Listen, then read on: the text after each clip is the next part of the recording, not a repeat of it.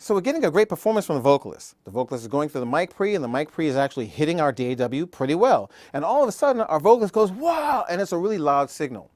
So if you're kind of in advance, you know that this loud note is coming, you can turn it down. But if you don't know that, you might be able to use this magical tool called the compressor. And a lot of people have heard of this thing called the compressor. But what is a compressor? A compressor is actually an attenuator.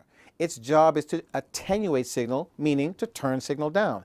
That's all a compressor does. It's not a piece of magic. All it is to look at certain points of your audio signal and make sure that those points don't get too much louder than what they might already be. So different compressors can actually do different things and actually add different colors to your vocal performance.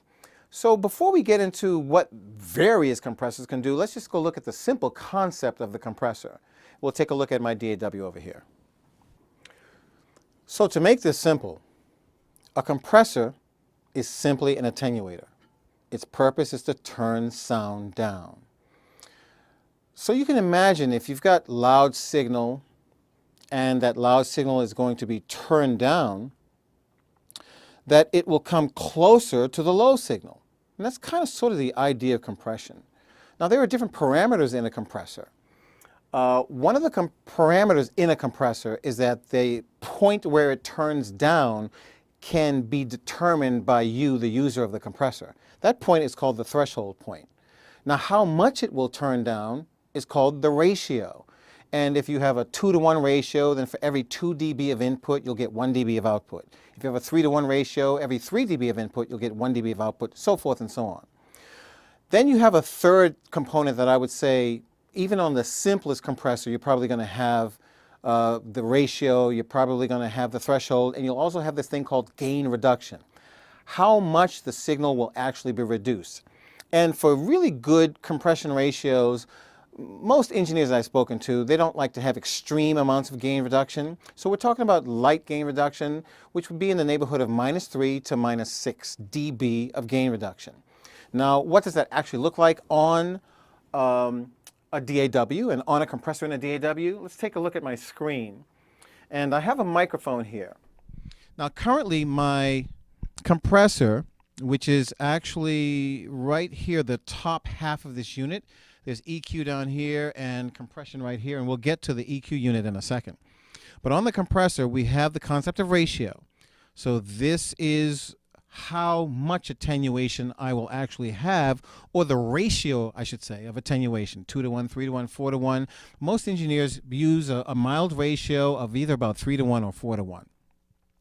We have the threshold. So now if I use threshold and ratio in conjunction with each other, and I dial up a 2-to-1, let's go 1.9, and that right there is a 2-to-1 ratio, you can see that the top of my input spectrum actually bent a little bit. And there's a little bit of math going on here on this compressor. So if I go back to the 1-to-1, you see that as signal comes in, it goes out in a very linear fashion. So whatever comes in is exactly what goes out. But if I bend this up to about 2-to-1, I get a little bit of an arc at a certain point that we'll call the elbow. And at that elbow, that is the threshold point. So anything above that threshold will actually get that 2-to-1 attenuation. And I can actually change the threshold point to make it higher, so I'll actually have to perform louder in order to get attenuation. And I can bring it down so that I can perform a lot softer and get attenuation. And you can already see that there's another signal on the right-hand side that's actually dipping down. That's my gain reduction. So those three concepts, the ratio, the threshold, and the gain reduction, are really important when you're using a compressor. Now, I want to set my threshold so that I'm probably getting about a -6 dB gain reduction, even at my loudest, and I'm going to actually shout a little bit. Test, test. So right there's about -6 dB if my eyes are holding up, and they are. Test, test. So my gain reduction is -6 dB. My ratio is 2-to-1, which means that for every 2 dB of input, so if I got 4 dB of input, I've got 2 dB of output. If I've got 10 dB of input, I've got 5 dB of output. So all you math heads in there, you can just keep doing the math from there. We've got some other components on here other than ratio, threshold, and gain reduction. And that is the attack.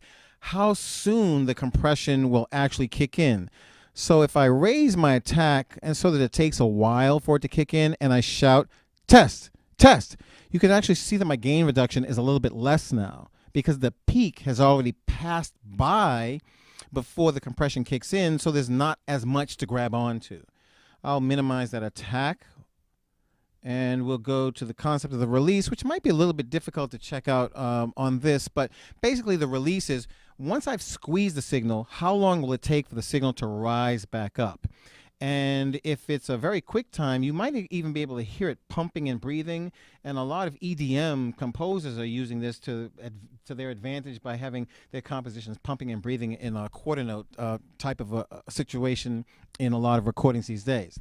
But for vocal recording, this type of a ratio, 2-to-1, 3-to-1, or 4-to-1 at max, with a gain reduction of -6 dB.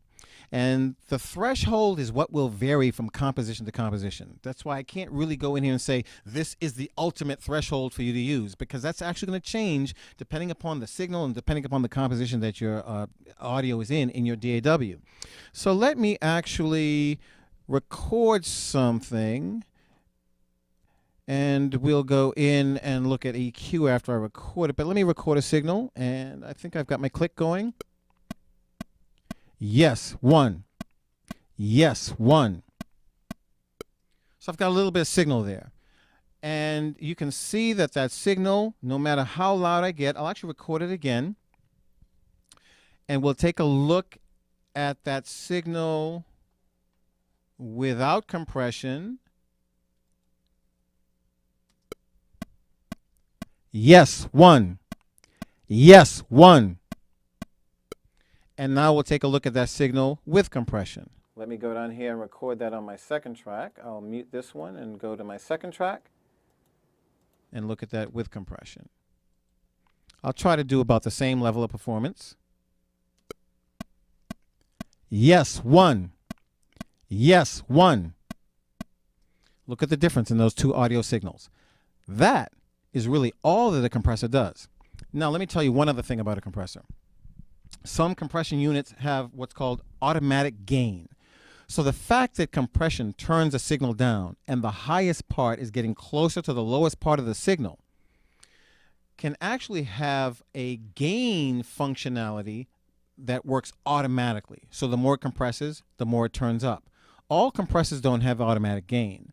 So literally, you would have to turn the gain up manually on this compressor in order to get the signal that is now a little lower, a little more compact, but louder in your mix. You'd have to actually turn it up a little bit.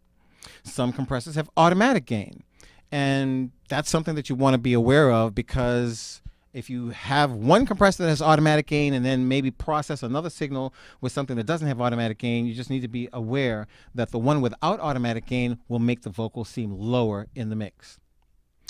That's kind of it. Quick primer on compression. Let's go ahead into EQ.